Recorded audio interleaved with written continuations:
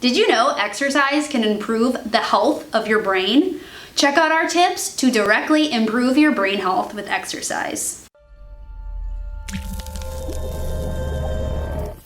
Hey, welcome back everybody to this week's edition of 2 Minute Tuesdays. Now this week we're talking to those of you who are wanting to improve the health and function of your brain. What things should you be doing with your workouts that will directly increase the function of your brain and improve the health of your brain? Tip number 1, when you're exercising, create new challenges for yourself.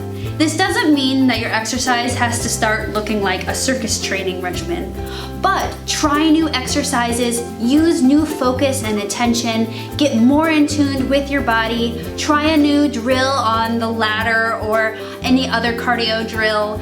Make sure you're doing new challenges or more in-depth challenges, because the more in-depth you go with your challenges, your body will perceive that as a new challenge. Tip number 2. Get your muscles contracting harder. The harder your muscles contract, the more brain boosting benefits you'll get.